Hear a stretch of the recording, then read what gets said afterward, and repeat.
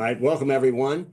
Welcome to the plenary session panel of the Navy Postgraduate School's Acquisition Research Symposium. This is the 22nd symposium, and we're still solving some of the problems that we had in the very first of these symposia. So I appreciate you joining us. I hope most of you were available to join earlier for the opening remarks by Mr. Steve Morani, performing the duties of the Undersecretary of Defense for Acquisition. We had a very productive and useful exchange. It set a good framework for this panel that we have here today. We're talking at the core about how do we bring technology innovation into DoD and bring it to the service of the warfighter faster and more reliably. But we're talking more broadly about the overall strategic approach of how does DoD take advantage of everything that's developed and in the defense of the nation, apply it in ways that both benefit us and set the stage for the future. So with that, I'm delighted to welcome a panel of experts here today. You'll have a great conversation, and we'll invite you to put your questions into the Q&A as we go along. We get more questions than we can answer, but we'll try to tackle as many of them as we can. I'm David Berteau. I'm the current president and CEO of the Professional Services Council, been a longtime supporter of the Navy Postgraduate School and an active participant in this symposium almost since its inception along the way here. I'm delighted to be joined this morning by a tremendous panel of experts. First, Mr. Pete Modigliani, who is a senior advisor for Govini, Mr. Patrick Mason, who is currently the acting principal deputy to the Army Acquisition Executive, and Ms. Maria Proestou, the Deputy Assistant Secretary of the Navy for Acquisition, Policy, and Budget, or maybe I have that backwards, Budget and Policy. They all merge together in my mind. So welcome to all three of you here this morning. Let me open up by kind of describing some aspects of what I see as a problem statement. I think all of you know that if you don't define the problem very well at the beginning, you're not likely to come up with the right set of solutions. So spending a little time on the problem statement is probably useful for us, although our job here today is to illuminate some paths to success, not just to admire the problem here. If you look at how innovation comes into DoD, bottoms up, top down, outside in, inside out, all the ways in which we tackle it.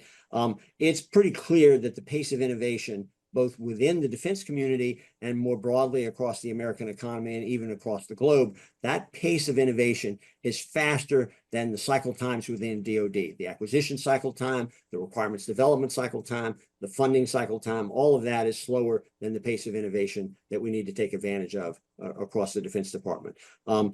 Some of the reality there is that requirements tend to lag that pace of innovation. It takes longer to develop a requirement than it does to incorporate or to develop new approaches and systems and technology. Funding takes a long time. Just look, we're 4.5 months away from the start of fiscal year 26, and we don't even have the details of not only DoD budget, but of any agency's budget up on the Hill for the appropriators to consider. The contracting cycle takes a long time. There's plenty of efforts underway to reduce that. And we still oftentimes focus on input as much as we focus on results and outcomes.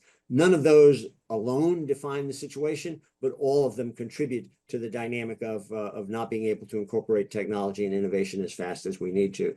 With that as a starting point, I'd like to turn to each of our panel members for some opening remarks of their views of both the problem or problems and some of the approaches that we might take to addressing those problems, including what you're doing today and what you hope to be doing tomorrow down the road. So I'll open up and start with Mr. Modigliani. Pete, over to you. Thanks, David. Yeah, great to be with you all today. So it all starts with delivery. Delivery is the ultimate measure. When you say, what's the primary purpose of the defense acquisition system? It's getting the capabilities to the warfighters at speed and scale to deter or win future conflicts. And it's particularly important for getting that capability to Indo-PACOM for deterrence. So it's been 5 years since the Adaptive Acquisition Framework was introduced by Ms. Lord, including the new congressional directed pathways for middle tier of acquisition for rapid prototyping, rapid fielding, and the software acquisition pathway.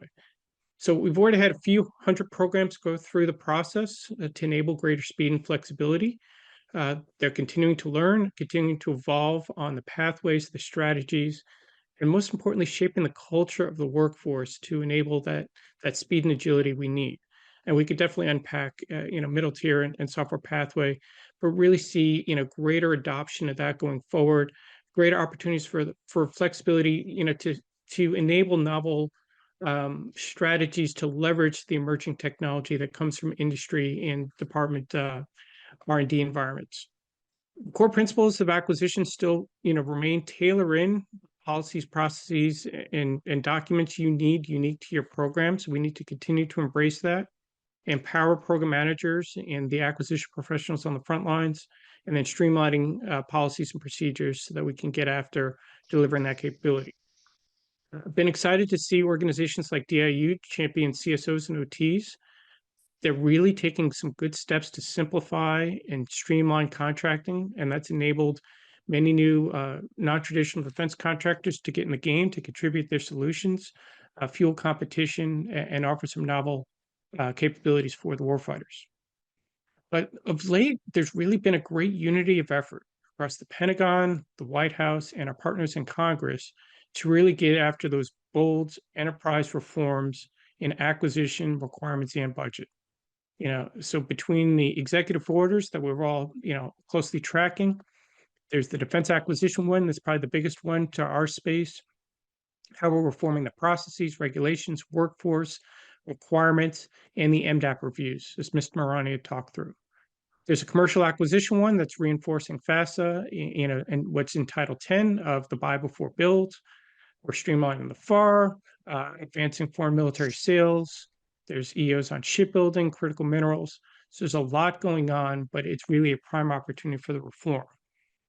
These echo and align with many congressional reforms and recent NDAs, the Forged Act, really driving commercial, that portfolio management. How do we streamline Title 10, delegate decision authorities, really get after the meaningful reforms of PPE and JSIDs to unleash that American innovation? So really appreciate the partnerships and alignment with Congress to drive this change. And then finally, within the department, the secretary has signed off, the memo for the software pathway to drive CSOs and OTs as the preferred option. And that's critically important given how central software is to every major weapon system and key mission threat. It's also the follow-up direction. How do we enable the workforce with greater education, training, resources to go after and employ many of these novel practices? And then finally, the Army recently got their transformation memo, including acquisition reforms that Patrick could dive into. So really excited about the opportunity space here and look forward to the discussion. Thanks, Pete. That's a good opening there. And I would invite participants to submit your questions in the Q&A box at the bottom. Bob Mortlock, you have your hand up. Before I go to Patrick, since you're running the show, I'll turn the mic over to you. That was a mistake. Over to you. Well, we like to do that. It's so much tougher in virtual reality where everybody can see it than if we're in the room there. But okay, Patrick, over to you. Yeah, well, good morning. Thanks, David. I really appreciate the opportunity to be here and participate in the panel. And certainly, as a graduate of Naval Postgraduate School, I am always very, very supportive when I have the opportunity to support events that NPS is putting on. And then certainly to Pete's comments, it is certainly interesting times, and agree with all that Pete talked about and all those things. And then certainly in the backdrop of the Army, particularly given last week's announcement by our Secretary and the Chief of Staff on the Army Transformation Initiative, it provides nice context for what we're trying to do really across the acquisition space, which goes back to what you gentlemen started with, which is the full acquisition requirements, the programmatics, the funding alignment, all necessary to ultimately deliver capability, which Pete, you focused on. And that's really, when you look at the tenets of Army transformation, without getting into the details, the lines of effort, the first one is deliver critical warfighting capabilities. So first things first, it's about delivery. And then it's how do you optimize the force structures? Delivering capability is an aspect of it. But as you look at this advanced capability, how does the force structure change such that you are able to integrate those technologies into warfighting formations and then being able to execute the mission space? And then obviously funding is limited. The Army has had a rather stagnant top line for quite some time. And so in order to do that, you've got to eliminate waste and obsolete programs. And so it's an aggressive approach by the Secretary and the Chief, but ultimately it is focused on delivering capability. And so if you unpack that and you take a look and you say, okay, what are some of the keys that the Army is focused on on delivering capability. Well, it really builds on this concept of transformation in contact. So where you would think in, I would say, 20, 30 years ago of major capability acquisition, large developmental programs where you would have a system go out to the field, the approach in transformation in contact is to really bring prototypes that are integrated into those formations that then drive organizational change, but I would say really drive learning across the Army in how we fight within the new context, within the new operational environment. And so what that allows is integrating technology faster. But it does require us to leverage agile funding, and certainly like to talk about that a little bit, because certainly when you look at the technology space, the ability to move between budget lines, and as I like to say, is we need to make sure that Congress needs to have absolutely the right oversight. How do we give industry the appropriate insight so that they can do their planning?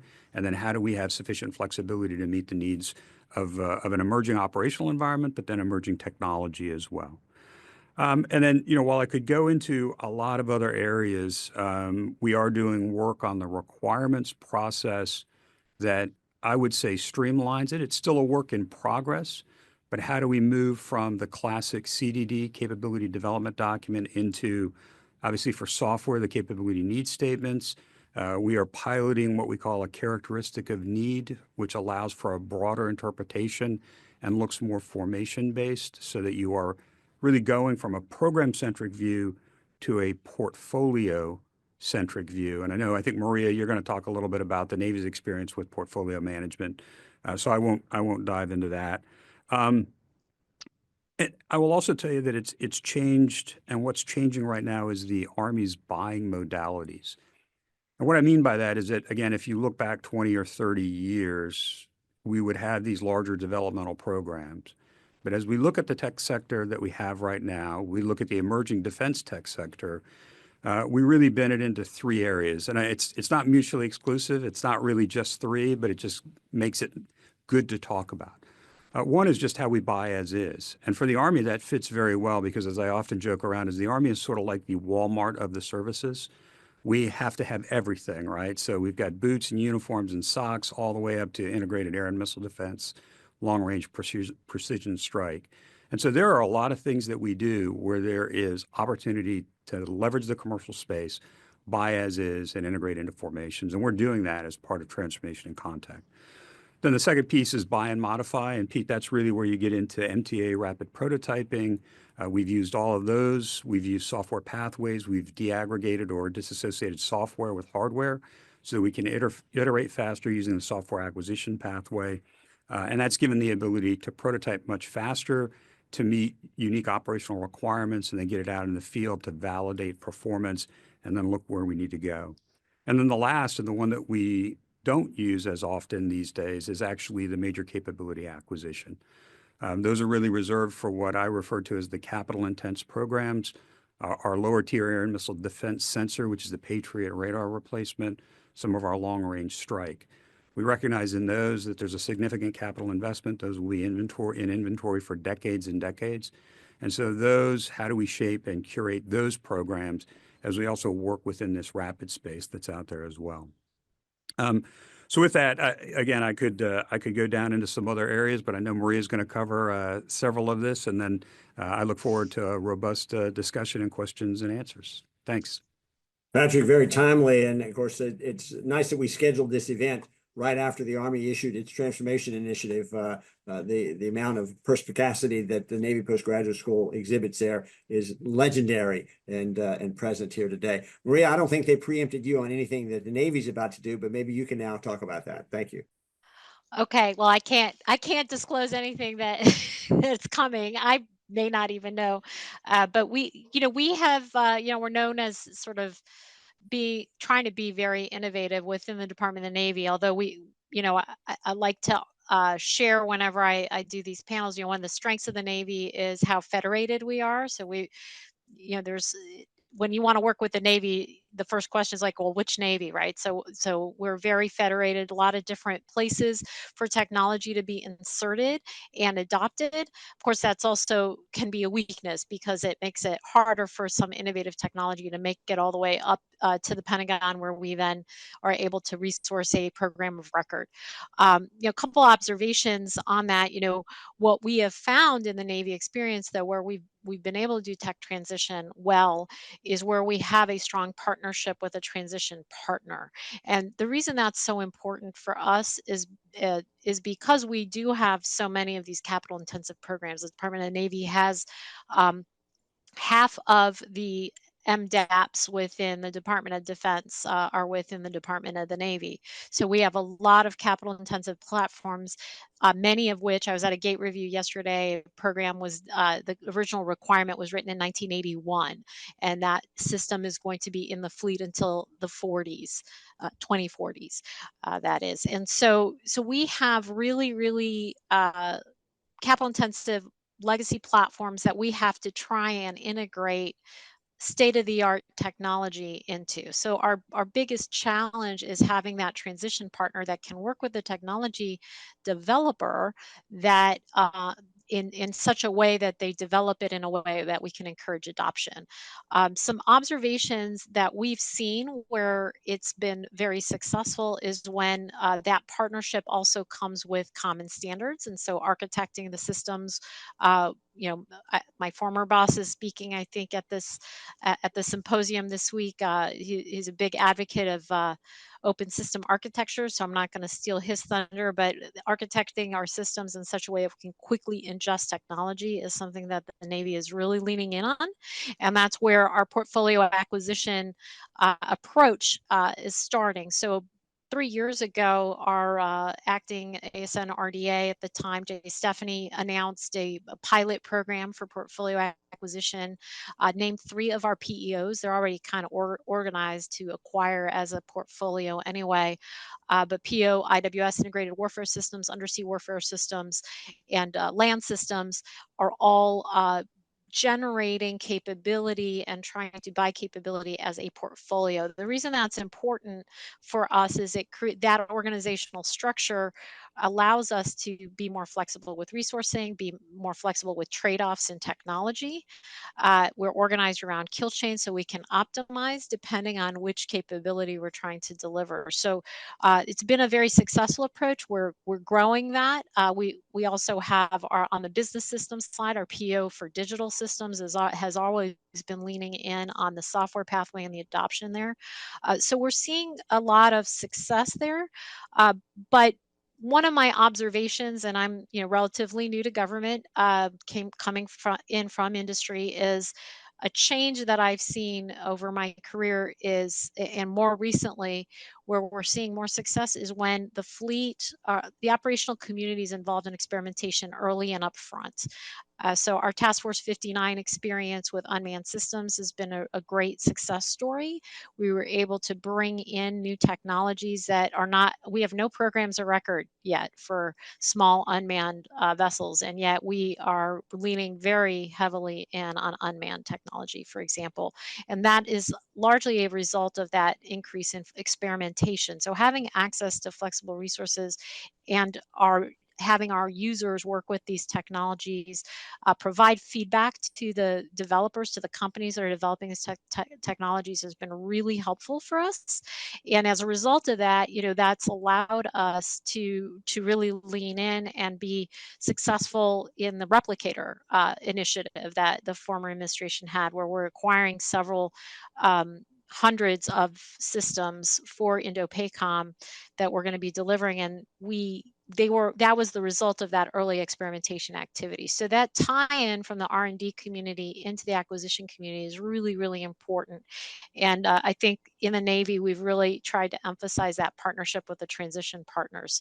So we were fortunate that we had a lot of these technologies already tested out. And I would add that in the experimentation world, it's not enough to just have our operators do the experimentation. We bring our engineers in and we instrument the commercial technology and collect engineering data to make sure that those systems, that we can capture objective quality evidence on the performance of those systems before we make those commercial acquisition decisions. So that real-time feedback combined with the data allows us to get all that hard work done before we ever get to an acquisition program. So we're able to work fast, divest quickly in that experimentation arena. So looking for those flexible options to allow our portfolio acquisition executives to continue on that framework, I think will yield more results as we go into the acquisition the next phase of acquisition reform that we're currently embarked on. I think it'll be very helpful. We've leaned in also on traditional acquisition and middle tier of acquisition. We just did a study to assess how we are doing in middle tier. We found it has worked very well for us. We've had several MTA programs actually get canceled, which is actually a good thing, right? You don't want to get so far along on a capital intensive program and then be stuck.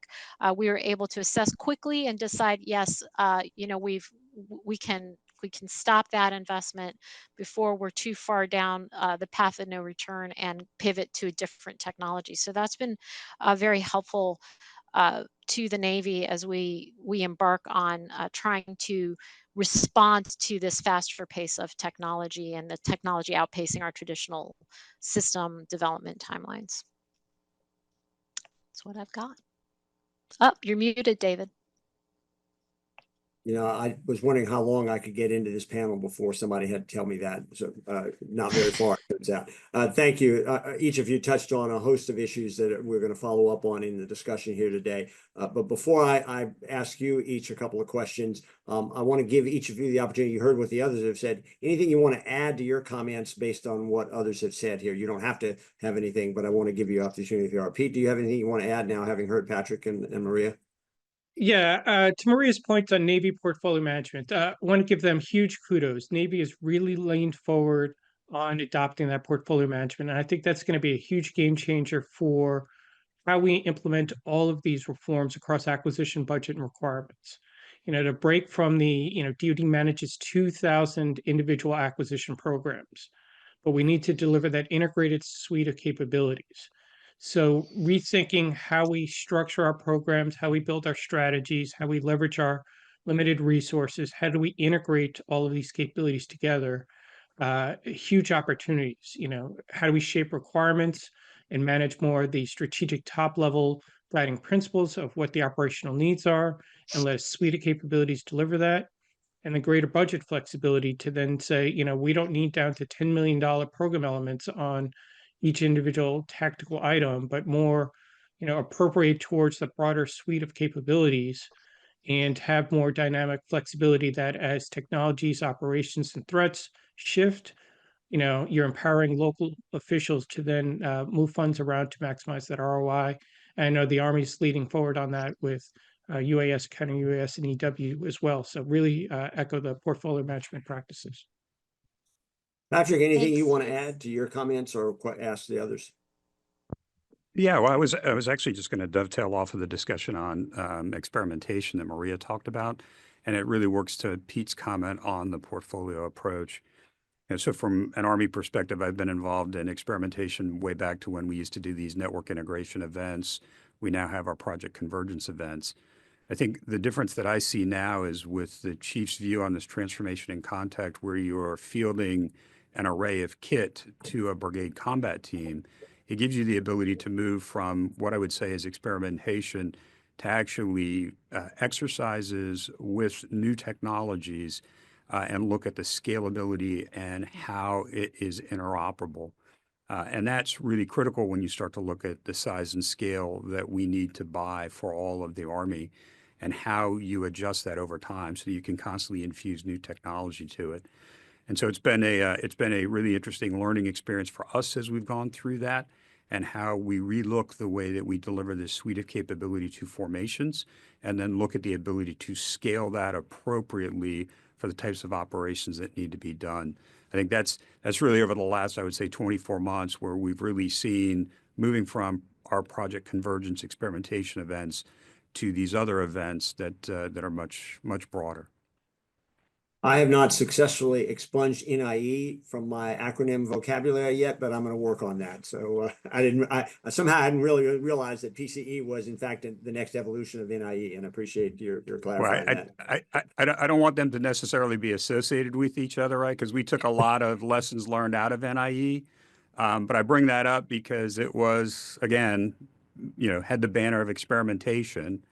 And so ultimately, from an industry perspective and from our perspective is when do you stop experimenting and put kit in the field and then look at it at scale and determine how it integrates into warfighting functions, and then ultimately how you fight with that kit. Well, we'll come back to that question because it's really key for all of DoD. Maria, now you've heard everybody talk. Anything you want to add or expand upon?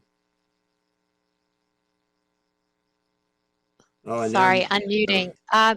One thing I wanted to, sort of emphasize a little bit that Pete brought up that I forgot to raise in my discussion was the work with DIU. I feel like we're very strong partners with DIU. The Navy itself, we've tripled our use of the other transaction authority contracting instrument since I have arrived here. So that's been a huge increase, and that doesn't include the large amount of work that we are running through the CSOs at DIU. So I think that partnership and that model of going out to industry to get information quickly on what is already out there and available that we can go buy, that helps us tremendously. So we're very much engaged and all in on that partnership. And I think how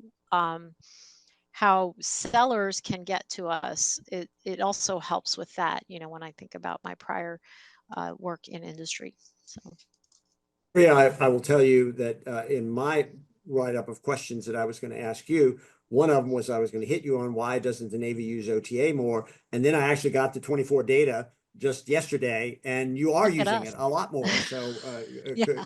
I mean, I don't know that dollars in equals results out, but without the dollars in, you're almost certainly not going to get the results out. So you've clearly had that impact on the Navy. It shows in the data. And I applaud you for that. And not only you, but obviously the entire establishment there. Let me pose a question for each of you. All of you hinted in some way, shape, or form at the priority focus is on actually delivering results and capability, right? Ultimately, all the rest of this is just an exercise until you put that. That gets you down to there's way more in the hopper than we're actually going to end up delivering. And so the prioritization process and you're going through it right now, right? I mean, we've got a top line number for the FY26, but internally there's still a lot of work to be done to finalize a few decisions and flow a few things down. And I applaud the Deputy Secretary for taking his time, even though I'm sure to those involved in the process, it feels like, didn't we already do this? But that necessity of aligning resources with those priorities is really key. And so how do you get to the point where instead of putting everybody on a diet, which is typically what we do when we don't have enough money, you really do spend the money on the things that are going to deliver the best results? How do you tackle that? I'll go to you first on the Navy and then Patrick on the Army. And Pete, you may have some observations from a DoD-wide perspective. So David, can you repeat the question? I was reading the questions in chat and I was distracted. I confess. Sorry. So I'll forego the preamble. The real question is, how do you figure out how to prioritize the limited funds you have on the most important capabilities to deliver? Because you never have enough money. Well, I will share. We are the acquirers, not the requirers, right? So that's another comment that my former boss used to bring up frequently. So I'll try and leverage what the military services are doing. I think in the Department of the Navy, we have two services, the Marine Corps and the Navy.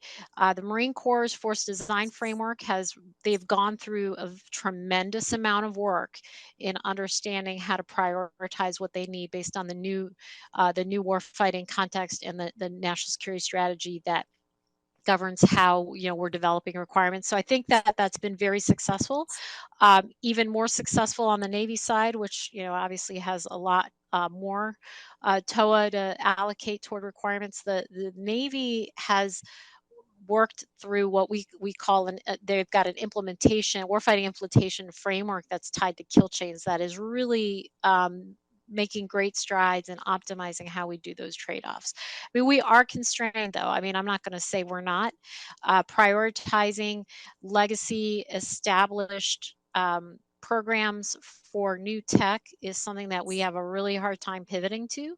I will say that I have talked a lot with our engineering community, and the lack of those standards or the plug and play, the difficulty of adoption is usually where we run into having to make those trade-off decisions. And so the easier we make it to adopt new technology through reference architecture standards, which we're doing a lot with the unmanned systems, and sharing that data with the commercial community, I think will yield great results. And we're really focused on software based to really be able to mitigate the dependency on those large capital platforms. So that, not a great answer, because there's with limited budgets it's hard to make trades. And little known fact, although top line for us has increased, it's increased more so on the maintenance side than on the modernization and investment side. So our actual buying power within the Department of Navy has actually decreased. Well, I've always thought the fastest way to increase the number of ships in the Navy is to get them out of availability back into the ocean. So I don't necessarily disagree with that focus, at least for the near term. Patrick, how do you guys tackle that question? Yeah, so a little bit to Maria's point is, I'm on the acquiring side, but I would just point to the Army Transformation Initiative and what our chief staff and what the secretary had been talking about over the last 3 to 4 days on the priority of where we're going to invest and then where we are going to divest. And obviously, those are always very, very tough conversations, and there's tough questions that go with that. But ultimately, as I often remind the PMs, is these aren't their programs, they're the Army's programs, and Army senior leaders determine what happens with those and the investment strategy to best deliver capability that meets the warfighting needs. So I'm going to take a little bit of a step back from that, though, because I think the area that we've really focused in on, and so I was a PEO down at Aviation, and in the 2018, 2019 timeframe, when we were really weighing more heavily into small UAS, we were working with DIU. We were one of the first to prototype the software pathway. We used MTA rapid prototyping, right? So we hit all of the things that are now in vogue in a way with OTAs and software pathways, MTAs. And as we've come from that to where we are now, what we've seen is a tremendous amount of private equity and venture capital come into the tech sector that we can buy from. And so now it's a question to us on where do we need to invest our resources on the R&D side, the S&T side, versus how much is really driven by what industry is doing right now. And we need to just simply is overstating, but we just need to simply show strong procurement lines and demand signals of how we're going to do tranche buying of certain types of capabilities. Because we are no longer driving the development market in those areas. And so that's where we spent a lot of time trying to determine how we adjust, I will say, the investment portfolio or the equipping peg here in the Army, so that we have the right balance to where we are investing research and development and actually driving programs, if you will, through the development cycle versus a small amount of money for development that leverages our reference architectures and our open standards, and then showing robust procurement lines where there is clear opportunity for industry and multiple repetitive competition. So it's not a program of record is selected and it's 15 years, but the buying modality is in these tranche buys over time. That modality question, and Pete, indulge me for a minute, I'll go down a rabbit hole a little bit with Patrick here and then come to you. You mentioned that early on about, sort of one of the modalities is how do you buy as is? Well, it's not only the how do you buy, it's really how do you accept what is, rather than say, okay, I want to buy as is, but I want to tweak it a little bit. And as I get to use it, I want to tweak it a little bit more. And then you lose all the value of both time and money of that outside investment that got you something, whether it was done for commercial purposes or done for DoD. So is there a trade space there between, I can accept an X percent, 80%, 90%, whatever solution, because I can get it now out of the commercial world versus that's not good enough, I need to wait, or can you do both? How do you tackle that? Yeah, I think the answer is both, and we've seen examples of both here within the Army. There are some things that are good enough, and we need to have that, and we do have that trade space discussion because it is about trade space between the requirements process that you have, obviously the affordability, the ability to scale production.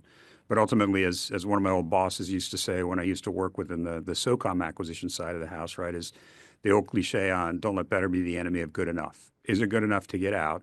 And then we can start to learn that, let's say launched effects, and we can understand how to fight that system. And then based on that and based on user feedback from formations, we can then look at where we may need to potentially, as you said, tweak that system. So that is an ongoing robust debate with our Army Futures Command counterparts and the requirements process, and to look at how we integrate those two together. And then ultimately, I will say it does come down to just the risk decision associated with it, right? Risk of additional development and time versus getting that technology out in the field, right? It's not just about the programmatic risk. It's also working with them to intertwine the operational risk of not delivering sooner. You mentioned the risk of time, which I wanted to come back to because I think it's one of the largest risks that we don't spend time on, and one of the hardest risks to ameliorate is the time value of or the value of time. Pete, back to my original question though about prioritization. How do you tackle that from a DoD-wide perspective, based on your history and experience here? Yeah, so that's really where we really need to bake in more the enterprise analytics, move away from the PowerPoint engineering of program A versus program B and whoever the champion is advocating for that tactical solution, and really do the analysis from the enterprise level. From a Indo-PACOM environment, it's going to be fundamentally different from a CENTCOM environment. Today the joint force we have has, 20, 30-year-old legacy systems with low readiness levels. Look at all the kill chains, all the kill webs. Where's the vulnerabilities? Where's the resiliency we need to bake in? Looking at the threats of drones, or pick your long range threat that we're facing these days are emerging. What are we doing to counter it? What would our current force look like?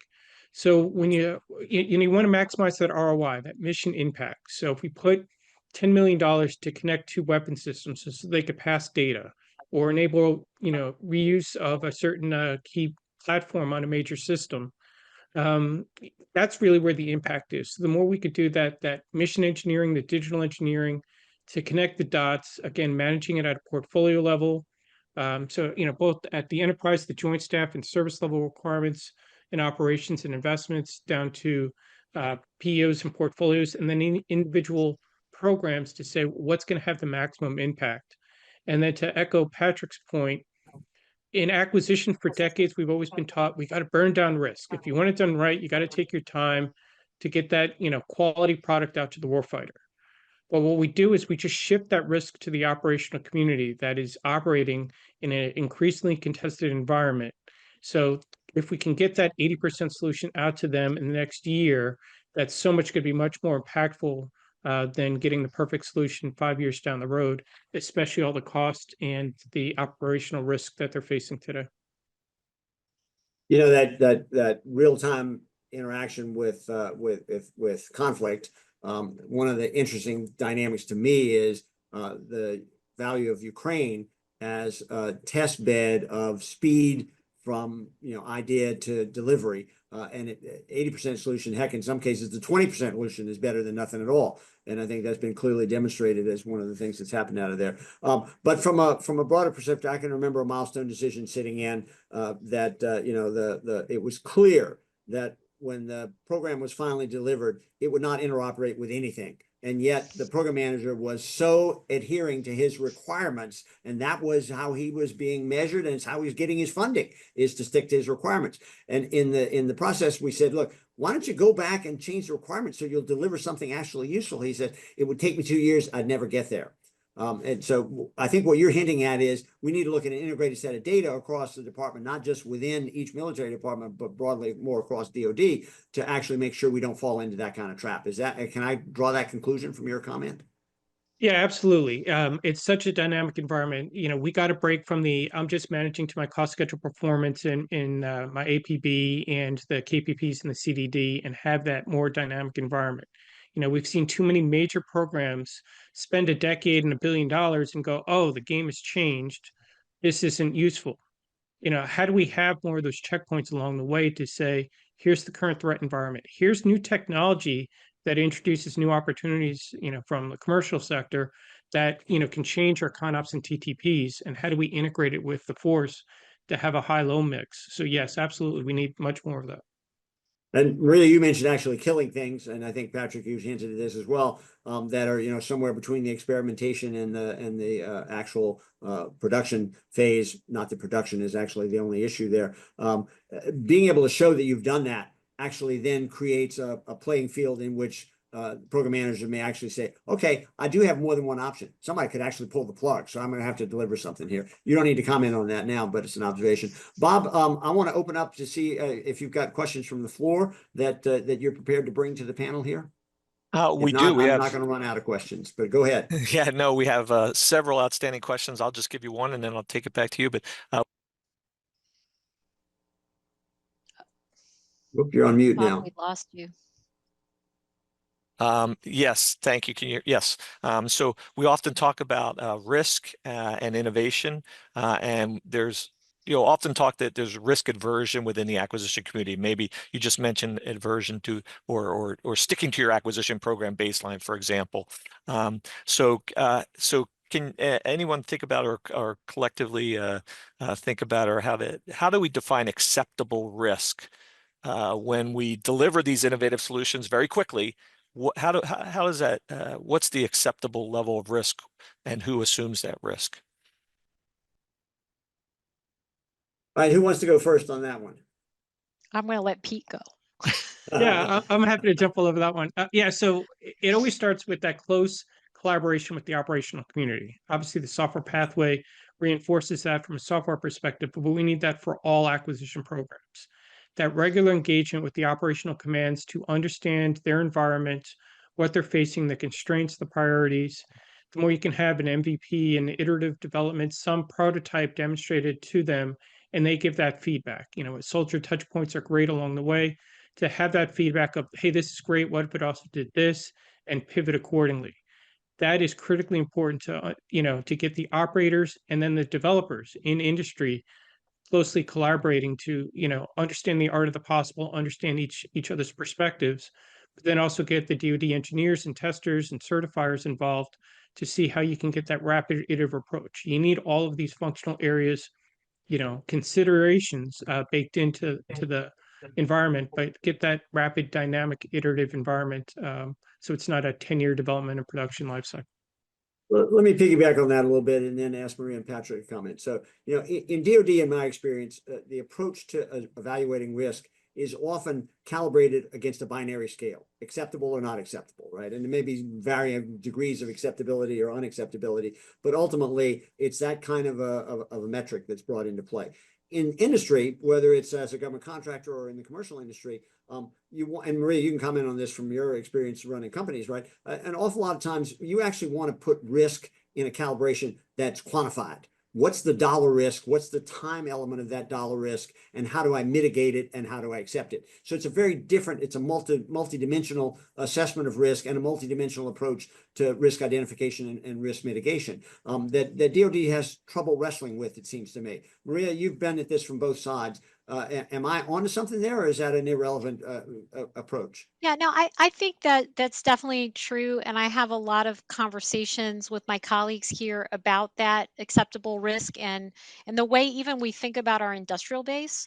So, in software, I think we're very used to new vendor shows up every 5 years because technology is changing so fast, or every couple of years even, right? Technology is changing so fast. It's not that challenging to pivot from one supplier to another because of that. We don't see that as much on the product side. We spend so much time building an industrial base to develop, a product line, and we need all those suppliers to stay in place. And we still absolutely need that, particularly in shipbuilding.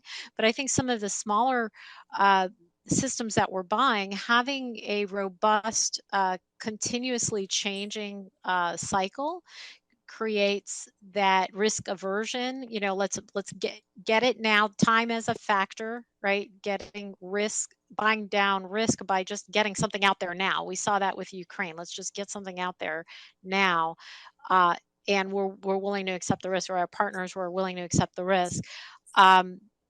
We see how it works, and then, you know, the next best thing will show up. I think one of the challenges I see, though, is like, oh well, went and bought this thing and it doesn't work that well.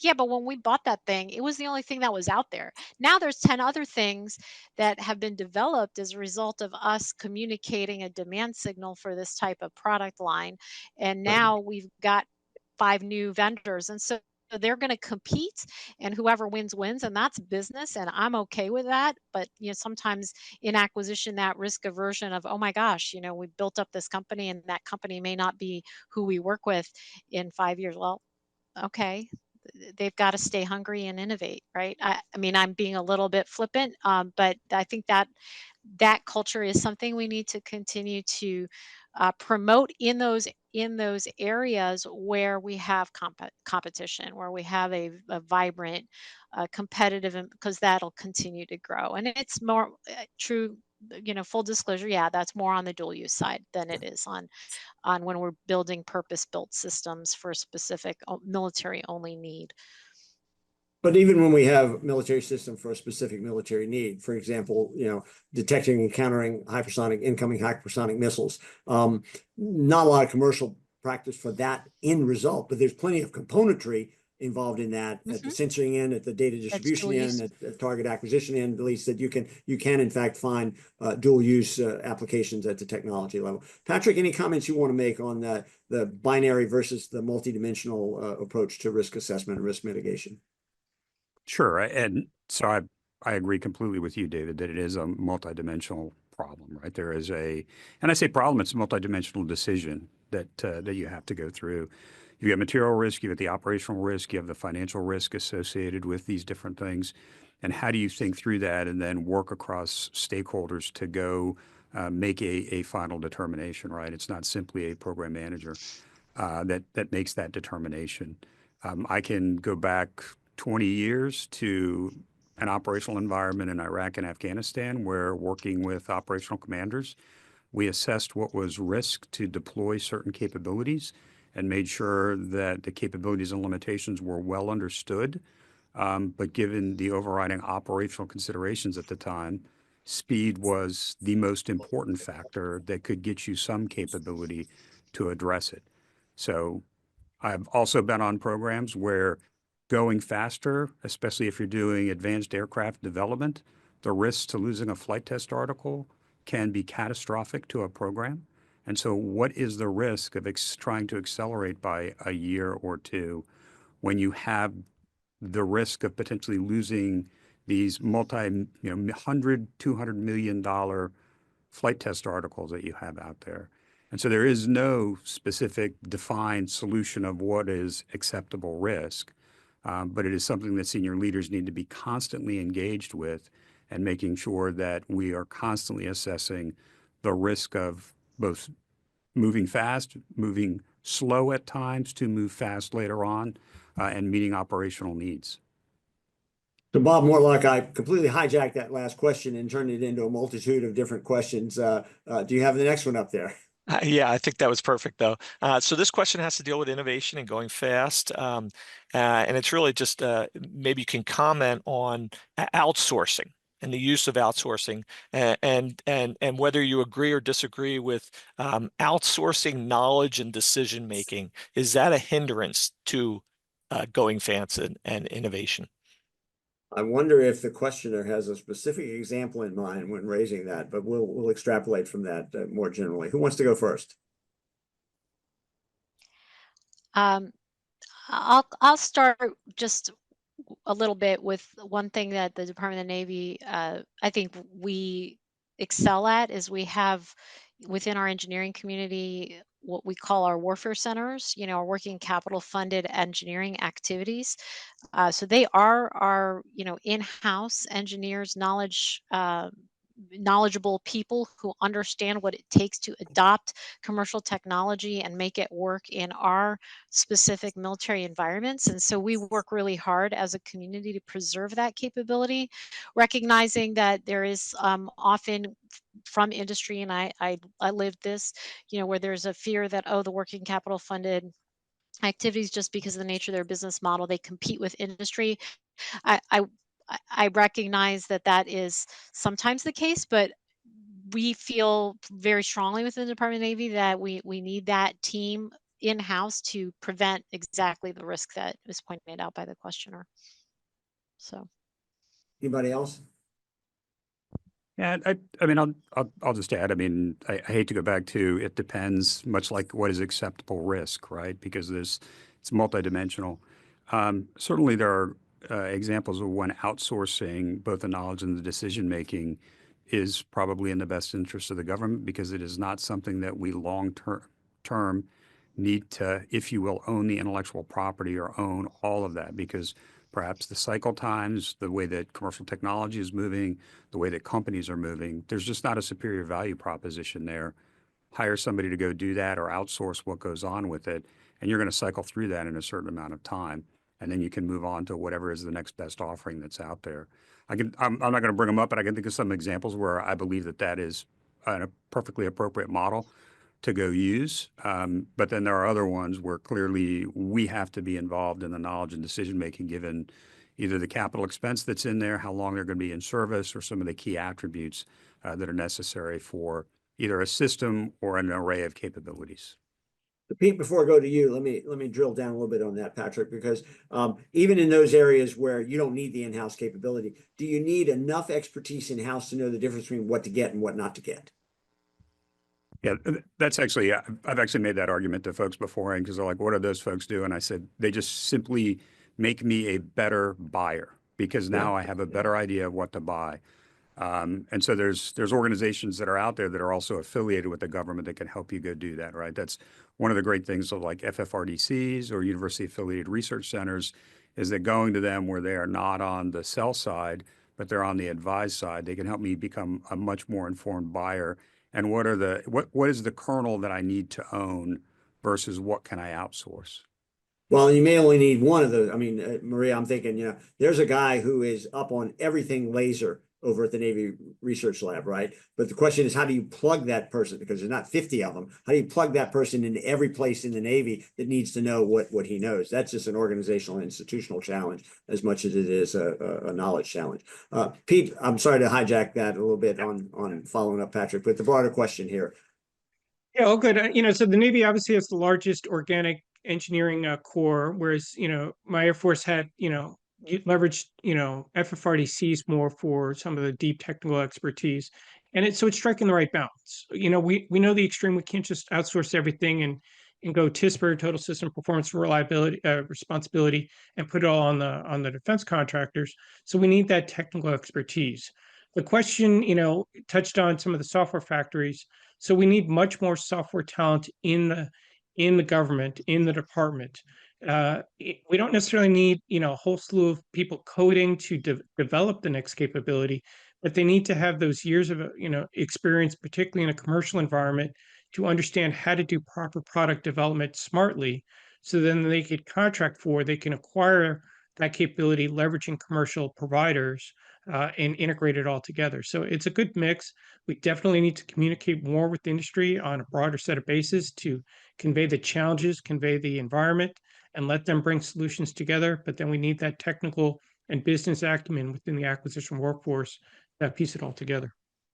Well, I'll be very interested to see how the implementing guidance from the SWIFT, the Software Fast Track memo from March out of headquarters DoD, how that's implemented in that framework of what you need in-house, what you need out-house, and the degree to which you have to use that knowledge as part of the question of the acceptability of a commercial software solution, because somebody in DoD is going to have to make the determination of that's good enough. and let's take it because we can get it now. The vendor, of course, has already made that determination and they want to sell it to you based on that. But somebody in DoD, it seems to me, actually needs to be affirmatively, yes, we agree with that. We can take this and use it as is, and we need it now. And so let's not waste the time. We'll see how that flows out of the implementation guidance once it's done. Bob, one more before I come back to mine. Yeah, I think portfolio management has been mentioned a few times, and can we have comments on what does that mean to industry, specifically small businesses? What they've adopted to our way of running programs and acquisition, and if we switch to a portfolio management approach, what does that mean to industry? How can they help us do that? Well, I can think of no one more qualified to answer that question than Maria Proestou. We'll start with you. I don't know about that. Well, I think that, all the industry classes, entrepreneurs teach, talk about knowing your customer. And so I think portfolio acquisition management helps with that, knowing your customer and what your customer is all about. And so the underlying, I used to ask this question in this industry when I go talk to clients, like, what keeps you up at night? What's your biggest challenge, right? So figuring out how to solve those problems.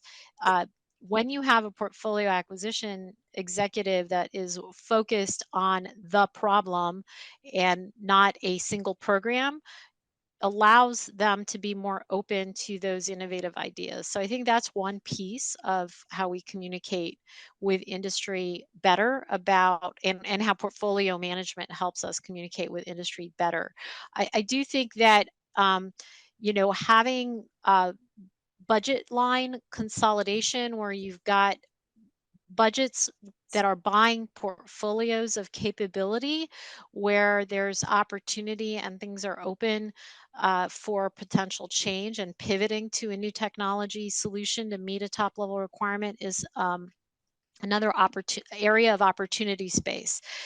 Now, what we have to do with that is marry that with really good acquisition planning and forecasting, right? So our procurement team, I think we won an award from PSC, David, for doing better long-range acquisition forecasting on what our upcoming competitions are going to look like. So within those big budget lines, what are we competing within those big budget lines to go buy capability? So I think that is a way where, an informed seller working with an informed buyer can really work together. But you've got to look at all of the different pieces of the puzzle. So there's the budget line, there's the acquisition strategy at the macro level, as well as the procurement, upcoming procurements that are planned.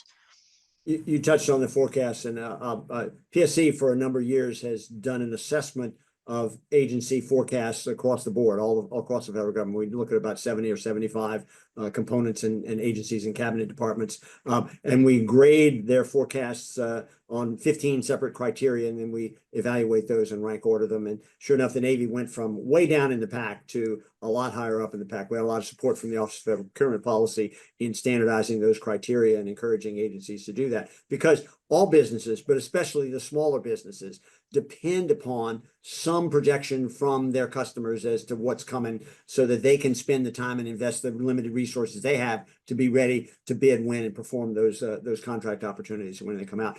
I would note that we have suspended our forecast assessment this year. It won't surprise you that across the federal government, forecasts almost across the board have either gone dark or are so woefully out of date that they're useless when it comes to talking about what's coming next. But we do intend to continue pushing for that, because it is one of the most essential things that the government can do for its industry partners, is to let them know what's coming so that they can do that. Well, I get You got a minute, David.